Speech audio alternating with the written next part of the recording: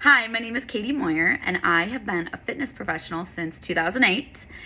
And I've been primarily in the group exercise realm, but I was a master trainer, then a head master trainer, so I was essentially training instructors to teach group formats.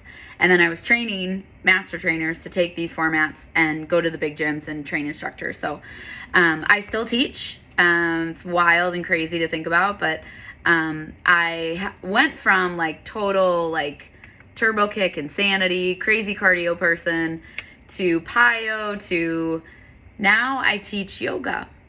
I became a meditation teacher through the Chopra Center. Wild. I still like my high intensity cardio, and we're going to get to that.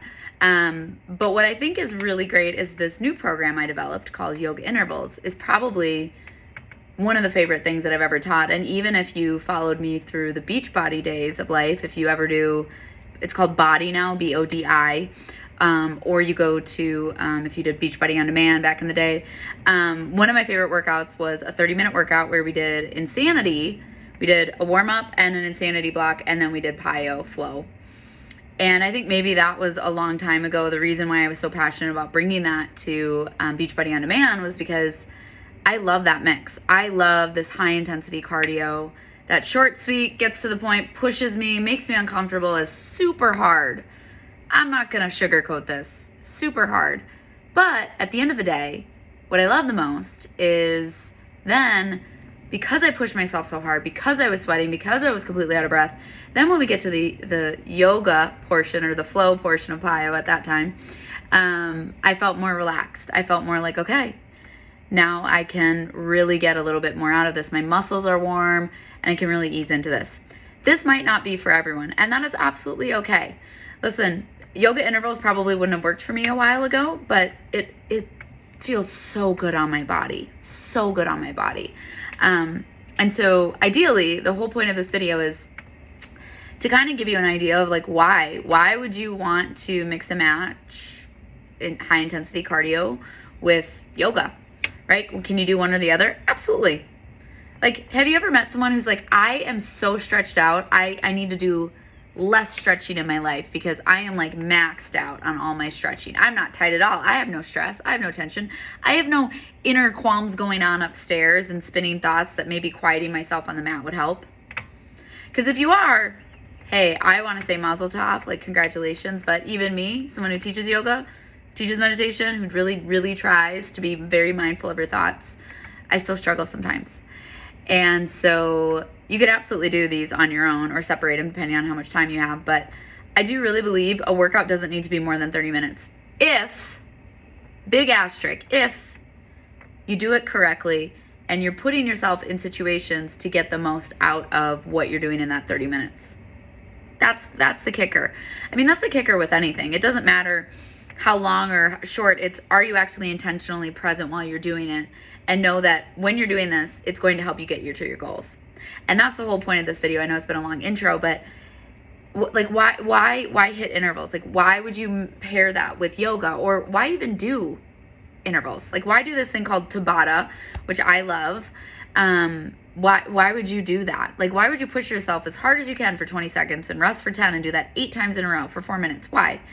So side note, if you don't know what a Tabata is, you can Google it, but Tabata was developed for Japanese Olympic speed skaters.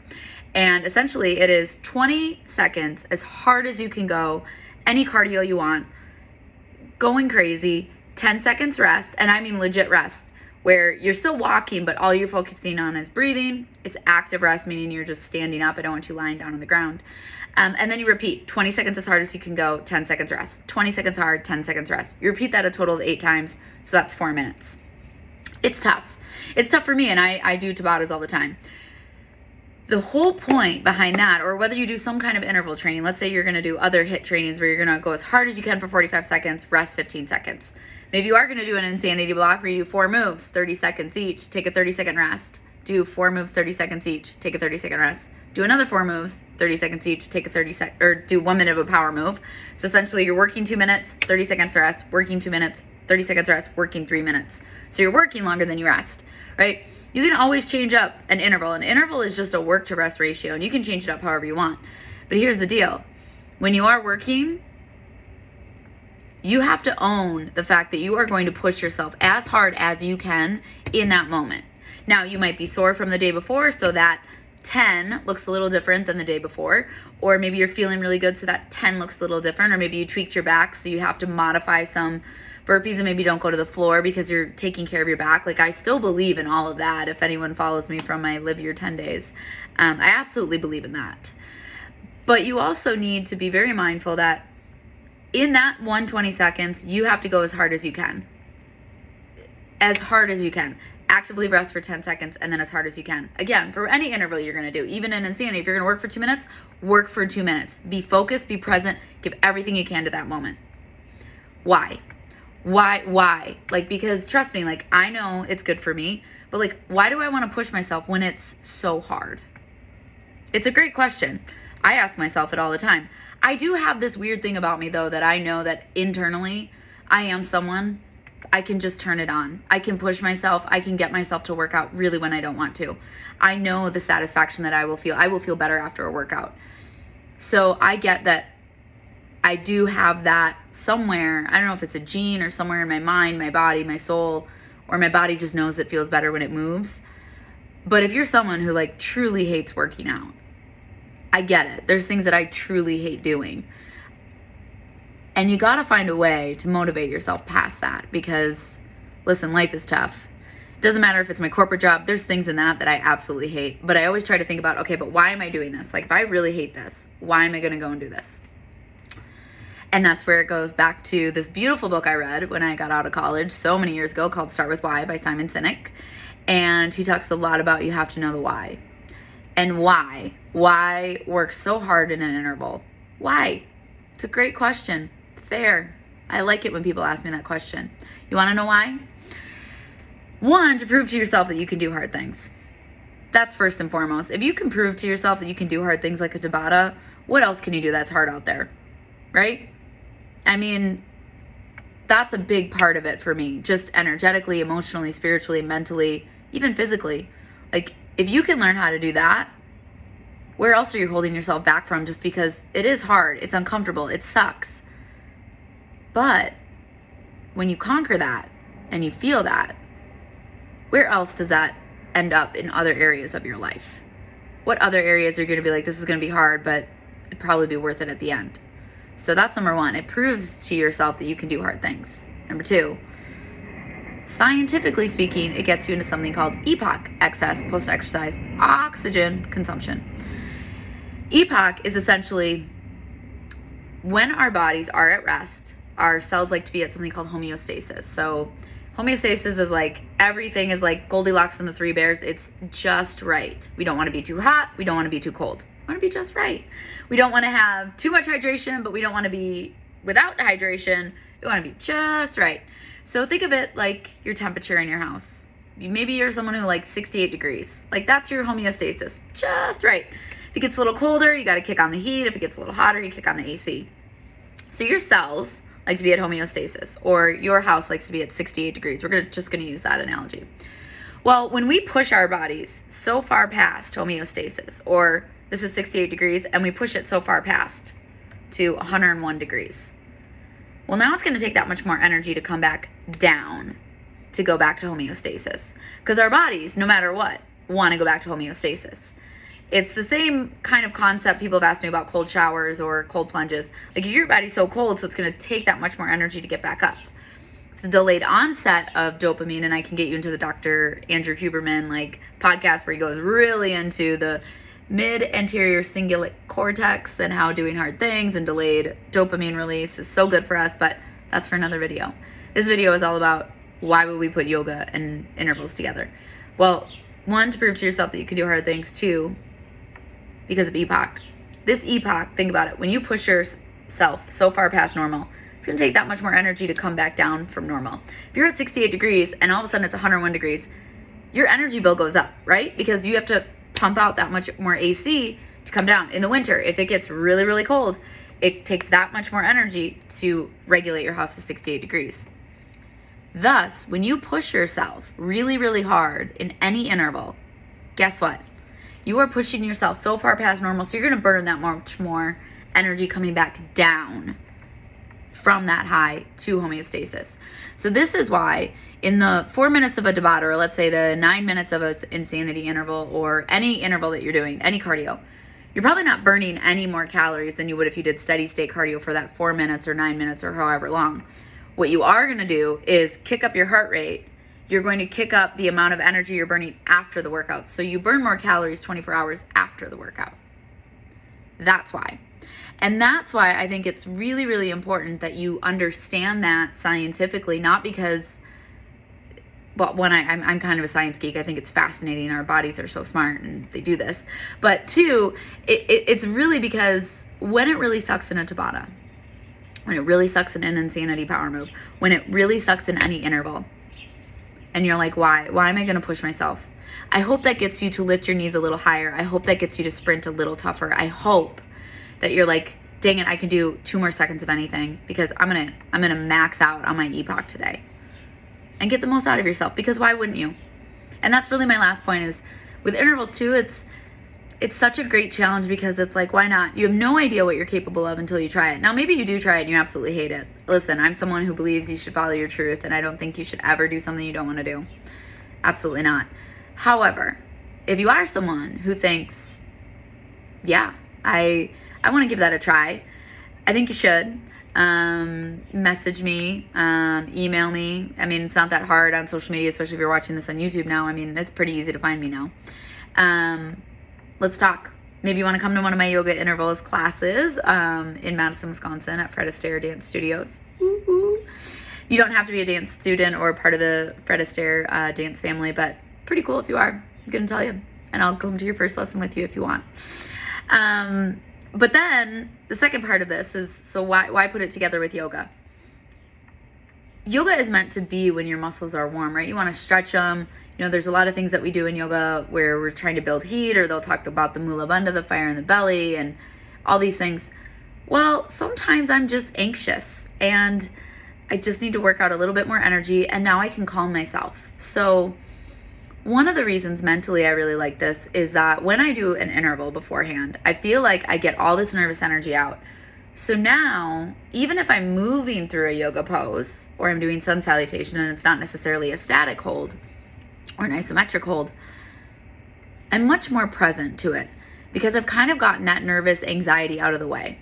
And that's a gift I think everyone deserves, is to be truly present with your body on the mat. I just made a reel on Instagram about this. I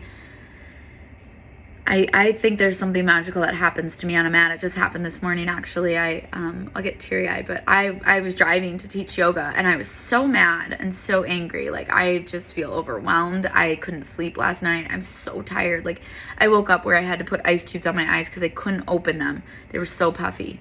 And I just felt like I'm doing it again to myself. I'm putting all this pressure on myself. I can't do this. I can't do this. I can't do this. Like, why do I always do this to myself? There's no one to help me. It's all me. And I'm the one doing this to me. And I was just having that moment where I'm like, I'm never going to get everything done at work today. I'm not going to be able to do this fun thing called dance that I like to do because I have too much going on at work. I'm stressed about going out of town because it deals with family and it stresses me the F out. It really does. It's really hard for me to like be a little zen. They're like my ultimate test if I really am a yoga and meditation teacher. I swear to God, that's why they're my family. They knew, like the universe knew, like this was gonna be my challenge. And I was crying. I was so frustrated. I was basically screaming in the car because I was so mad. I'm like, why do I keep doing this to myself? I'm like, I keep doing this to myself. And then I was like, but you know what? I know I'm gonna feel better after this yoga because it will make me present. It will help me release some of this stress. And most importantly, it'll just make me have to be honest with myself that these are just thoughts. Our thoughts are something we can change. Our thoughts aren't real. As much as I believe my thoughts are real, as much as I felt my thoughts being real when I'm crying in the car and I am literally, having, I call it a breakdown. Like, I mean it in a loving way to myself. I'm basically having a breakdown, about to go teach yoga, and I have to go inspire people that, hey, be present in the moment, like gratitude, light, love, all this crap that I say. I'm like rolling my eyes to myself about what I'm going to do. And all I could think about before I went in, I was listening to this song that I love, and I was just like, but you know what? This is all my perception. This is all my thoughts. Because if I keep thinking this way, I will keep getting the same life that I've always gotten, where I am all alone and I have to do it by myself because I don't ask for help, because I don't think differently, because I keep saying yes to all this stuff, and then I'm upset that I have too much on my plate. Well, guess who's at fault for that? Me. But in that moment, when I'm stressed, I'm blaming everyone else, and I'm not present in my body. Because when we're thinking and we're blaming, anger, all that stuff, it's not that it doesn't have a place in space. You need to let your emotions out. I absolutely believe that. But I remember quieting my mind and be like, you know what, I'm just going to feel better at yoga. Like, F this, let's go. So I dusted myself off. I went in, I taught yoga, and it took me a little bit of time. But there is something about being on that mat. I mean, I do this weird thing where eventually, after some sun salutations and moving, we all stand up and we put our hands on our heart, and I talk about gratitude, because I'm a big believer in gratitude. You cannot be exhausted and grateful in the same moment. That's true. If you follow me on Instagram, I did 12 days of gratitude, where I gave you 12 tips on why gratitude is so important. So please watch that. I could go on for days about it. But even on a morning like this, I was like, nope, we're going to do this. And we're sitting there, and I said, you know, we're going to think about gratitude. I was like, most of you know, some of you there were a bunch of new people, so I had to let them know that this crazy yoga gratitude creature out here, I had to give them a little heads up. And I just remember saying, like, I'm a big believer in gratitude, and sometimes we just need to shake the outside world out to get back to right here with our thumbs, right on our sternum, so that we feel that heart, so that we remember, gosh, without even doing anything, without even putting it on my to-do list, without even asking my heart to pump blood and be here for me today, it was here. I didn't have to stress about how it was going to work out. I didn't have to stress on any of that. It was there for me. And I even said, and especially on a morning like this, you guys, I'm going to be honest, I didn't sleep. I am stressed. I feel like I can't breathe right now because I have way too much to do.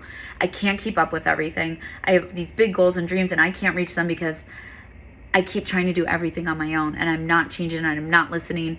And I was like, and I was crying in the car on the way here. Like, I could barely open my eyes this morning. And I thought, but you know what?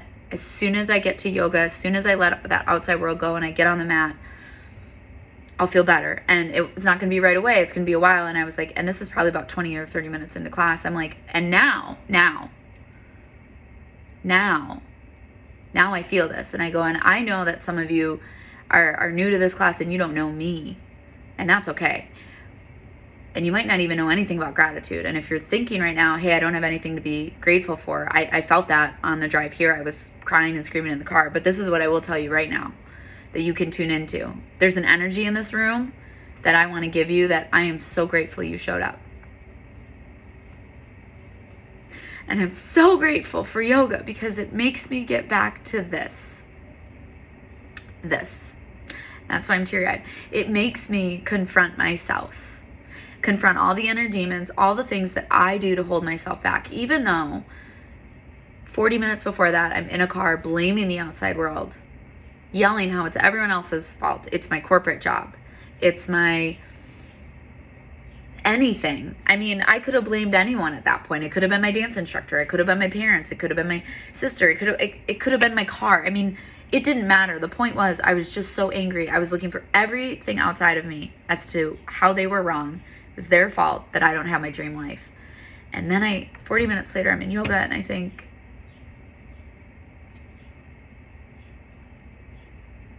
this is my dream life. I get to come to a place in space where there's no judgment. I am accepted. And I am so grateful that people show up. And so I said to all my students, I said, you know, and if you can't be grateful for anything in your life right now, I get it, I've had those moments, but you can at least tune into the energy that I'm grateful that you're here. I am so grateful because when people don't show up to my class, what people don't realize, I don't have a class. It's a symbiotic relationship. That's how yoga works. That's how any group exercise class works. You don't show up, I don't have a class. And I need you like you need me, right? We all have different skills and talents and abilities in this world. I get that. And yoga reminds me of that. It makes me confront all the crap in my head, all my thoughts, and realize they are just thoughts. Because I did go to dance today, and it's so funny. My dance instructor, he always asks me, how are you today? And he's gotten good because when he says, how are you? I'll be like, oh, I'm good. And then he's like, nope, what's the number today? And so we started out with numbers, and then I started being a little bit more specific with him. And I would say, well, I had some moments of some 3s and 4s, but then I had some good moments of like some 7s. So I don't know, maybe like a 6. So pretty good. And so today he asked me, he's like, so how was your day? I was like, ooh. He was like, what's the number? And I was like, I had a -1 number today, a pretty low point. I was like, but I did have an 11. And he's like, wow, I just remember his face. He's like, doesn't know what to say. And he goes, he's like, okay. He's like, well, how'd you get to the 11? And I was like, I overcame the -1. Yeah. Yoga makes me overcome my own -1. That's what it is. And when I get that nervous energy out, luckily it was a cry this time, but the reason why I developed yoga intervals is because, listen, I need to become present in my body, but I got a lot going on up here. I'm very type A personality. I'm very organized. I mean, you're seeing a very tiny piece of my living space, but this is my gratitude area. You can tell I have a sign, I have a gratitude pillow. Like, I'm very neat. I'm very clean. I like things in their places. I like less stuff because I like less stuff up here. Like, how you do the big things is how you do the small things. How you do the small things is how you do the big things. I take care of things because I want to take care of my body. And that also can be a detriment to me sometimes because I do say yes to everything, and it gets in the way of me being present. And so sometimes I need that hardcore interval. And remember, a Tabata is literally 4 minutes. So like sometimes if I just do that 4 minutes of like, I get the anger out, I get any emotion out that I just don't want anymore, let it go. Then all of a sudden, now whatever I do in yoga, and again, it could be a flow style yoga, it could be yin yoga, it could be kundalini yoga. I don't care what kind of yoga you do. Mine is very mainstream. Mine is like nothing fancy. Anyone can do my kind of yoga. But if you are someone who like wants traditional, true blue yoga, no music, all that stuff, great. Whatever it is. The whole point is that yoga, to me, is unbelievably valuable in how it will get you to confront your inner demons up here, all these thoughts, all these things that we have that are either connecting us to the past or the future, anxiety of the future, or reliving the past because it's familiar, not because it actually is getting you anywhere. And it just somehow allows you to own it, like, meaning for me, it allowed me to own my emotions. Like, listen, I'm hard on myself. I even said this to my dance instructor. I'm super hard on myself. That doesn't change because I'm at dance or at work or in fitness or teaching or anything. I am hard on myself. I have high expectations. I'm tough. I know I am. I mean, people who work with me, I'm like, I know I'm tough. Even at work, I work with this FedEx customer engagement person, however you want to call them now. And I remember they were saying, like, you're a really tough, constant customer for us. I'm like, I know, I am tough. I'm like, but I promise you, you're going to get better at your job if you learn how to handle me. I was like, because I'll make you more efficient. I'm like, I don't like you wasting my time because my time is valuable. Your time is valuable. It's not just me, it's you. It's just like any yoga class. Your time is valuable. My time is valuable. Let's make this efficient. I'm tough. I would not be tough on other people if I was not 10 times tougher on myself. This is just who I am. So yoga allows me to go into a class, be tough on myself, own all the crap that I put on myself, and say, yeah, that's who I am. Now, they're all thoughts. They're all things I can change. So it allows me to forgive it at the same moment. And that's something that I think is really valuable about yoga, because I don't think there's a lot of other workouts that help us quiet our mind and get a little bit more in tune to our bodies and just be like, you're right. Like, I am having a crappy day, and it's fine. Like, it is what it is. I accept it, but I also forgive it, because now I'm in this present moment realizing it's such a bigger world out there. There's such more important things. All the things I'm stressing about right now, I'm not going to care about in a month. And I don't mean that callously. I mean that in like sometimes yoga just allows me to be me forgive myself, and bring me back to the present moment of like, hey, are you choosing love over fear? Like, what are you doing? Like, where's your playful heart? I love this Jim Carrey graduation speech where he says, you know, choose love and never let fear take you away from your playful heart. Well, yoga always brings me back to a playful heart. I don't know how it does it. I really don't. And if you're new to yoga, just keep going, because I started teaching in 2008, as I mentioned at the beginning of this. It is 2024. 2024. So it took me a while to really get into yoga. I did it in college because I knew that it was good for soccer and things like that, but I never really got that into it. It was usually power flow or, yoga strength or something like that. But it wasn't until, honestly, the pandemic that I got really into it. And then again, I became a meditation teacher through the Chopra Center. I went really deep into our minds and how our thoughts are just thoughts. And it is that simple and not frustrating in the same sentence. And what yoga does, especially when we do this yoga intervals, the interval part helps me, one, max out on all this great stuff like EPOC and remind myself I can do hard things and empower me. But it also allows me to shake out emotions that just don't serve me and get rid of all that crap that just isn't necessary, whether it's a spinning mind of thoughts that aren't going to get me anywhere, whether it's anger, whether it's frustration, whether it is sadness. Because sometimes I've done a Tabata and then I get into yoga and then I cry. I cried today in yoga. Even teaching. So let yourself be who you are at yoga. Like, let yourself own yourself. It is such a gift in this world. Yoga has taught me that. And I probably maybe would have learned it some other way, but yoga, because it's the quieting of the mind and you have to be present and you have to feel every inch of your body when you're in those poses. Like, you can't get out of it. You cannot get out of those poses without breathing deeper into it. All of that stuff. Like, yeah, the present piece just comes with it. And I don't know, it just releases something in me that just always comes back to, again, I'll have these moments like I did today and I was like, I just know I'm going to feel better after this. And so grateful for the souls that showed up today. So grateful that I get the opportunity to teach it. And I'm very grateful that Fred Astaire Madison West took a chance on me and allowed me to teach this yoga intervals baby class that I've been doing on my own for a while, and I've taught other places, but there's something kind of magical when you really put it out there on your own, and other people are just willing to be a place and space for you to do it, and then other people show up and are getting a lot out of it too. I mean, that's what serving is meant to be in this world. That's what yoga helps me do. It reminds me, like, hey, we do really good things in this world. All of us do. We are a light. We have this big, beautiful heart that is meant to shine and glimmer and be our greatest, highest, truest, fullest expression out there in this world. And I do truly hope that, if you do come to a class, or if you're watching this and you've already been in one of my classes, I hope that's what I inspire you to do. I even told my yoga class, like, I just hope that when you come in this class, no matter how you show up, you're, one, giving yourself props and credits for showing up. Like, courage to show up, hell yeah. That's silent courage. I honor it, I acknowledge it. But two, I really hope that you leave feeling better than you walked in.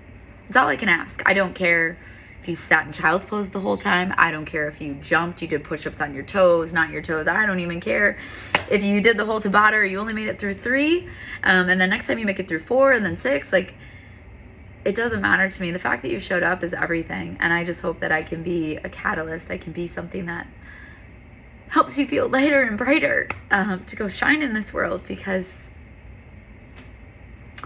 that's been my work in this world. And I know, or I guess I know it's valuable, but I'm feeling that value. I'm letting myself receive that value more and more because I'm asking for help, because I'm sharing more and more things like this. So if you are interested in learning more about yoga intervals, I'd love to have you. It's, again, at Fred Astaire Madison West, summer 2024 with me. And again, it's not that hard to find me. You can message me on YouTube, Facebook. I'm at Trusting Your Truth on Instagram. Again, go there for the 12 days of thankfulness that I did in December. I think that's probably the thing I'm most proud of. on that page. But anyway, I will end this how I end almost all of my yoga classes. I usually end with a big inhale with our arms overhead. Exhale, calm the waters. It always just feels better. And then we take one more deep inhale, bringing our hands together, letting it center into our hearts. And the light in me honors the love, the light, and the gratitude in you. Namaste. Katie Jane.